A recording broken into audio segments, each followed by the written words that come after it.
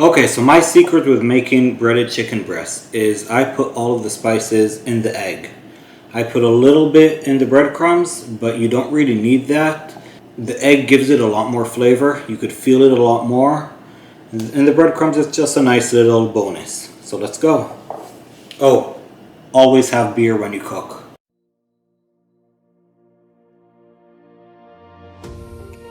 This time I'm going to be using a little bit of teriyaki sauce, a bit of this beer, that it's very nice,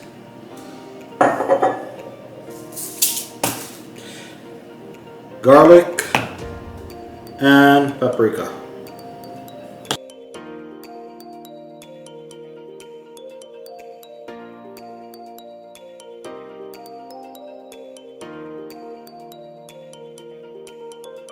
Now, because I'm using an air fryer, you need to have special breadcrumbs. If you don't, it doesn't work. So I like this brand. It does the trick. It comes out really crispy. 2 bags usually. Always bring a third one if you'll need it.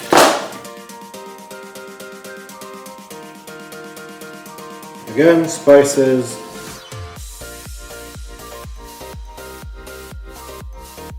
And mix it all in so it'll be nice and even. Now to the chicken breast. I only now noticed that you only could see half of my head, so I'll make the camera go a bit higher. Much better. Now the chicken breast, I don't like stuff like this. All of the ligaments and all of that, the little stuff that remain after the cleaning, so I always cut it out. Let's do it one at a time.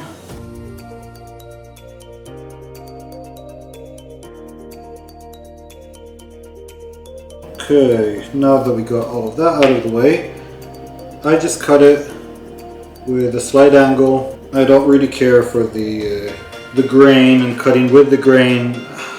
I'm not that good, so I just cut it as it is. I make the slices a bit thicker because when I put them through the breadcrumbs, I smush them down and make them a lot thinner. So it doesn't matter to me that the slices are thick.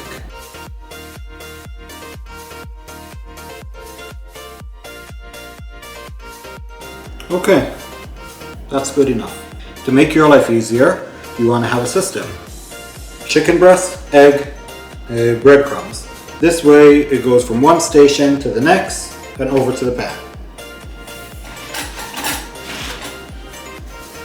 I always put down a paper towel and then I use this thingamajig and I put them on this, and the paper towel is underneath so it catches all of the breadcrumbs, so I don't have much of a mess when I'm done. I don't use flour because there's no real need for it. It sticks fine enough without it. You can be posh and use flour if you want. It's up to you.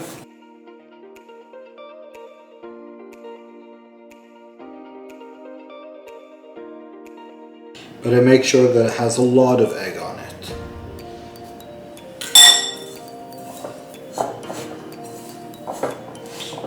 And then when I put it in the egg and the breadcrumbs, I really push down, so it makes it a lot thinner, and also the breadcrumbs stick a lot easier.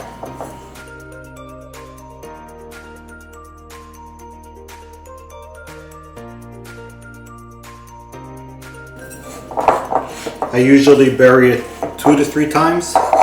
Put it in one side, I cover it up, push the breadcrumbs on, and do it again and again and again, like 2 or 3 times.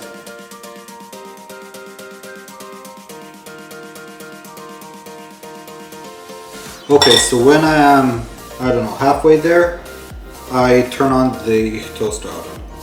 Because the toaster oven heats up very quickly and it doesn't really take it a long time to cook anyway. It's like 15 minutes. And funny, saying 15 minutes for something that takes you 2 minutes to fry, and saying that it's not a long time. Well, it's not. And this is a lot less messy. So I actually like doing it this way. Although yes, it's not fried, and everything fried is always better. But this is a bit healthier. Well, it's a lot healthier. There is no oil whatsoever. And it's a lot less messy. I don't have to clean up the heaps of oil that are left after frying. Oil going everywhere. This, as long as you have a paper towel down, you're clean.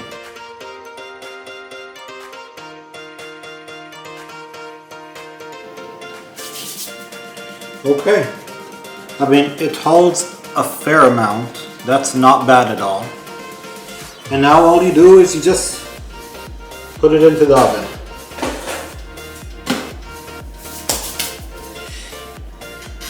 I put it a little bit over 15 minutes. Usually that's okay for me. Let's see you on the other side. Oh, and one more tip. While you're waiting for this to finish, I just keep on breading everything because it takes off from my time later on. And that means that I could sit down and watch a movie.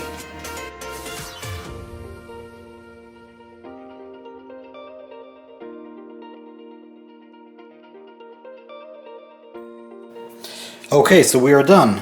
It took less than 15 minutes. I'm really happy about that. Now let's take it out and I'll show you how it looks. It's a bit burnt. This is a new machine, so I still need to learn how long I need to leave it inside. But these look wonderful. Look at that. They are beautifully crisp. The problem with the air fryer is that it doesn't really get you the crunch that you want, the crunch that you're looking for. But with this breadcrumbs, it works every time. So I hope you enjoyed that. We'll see you in the next video.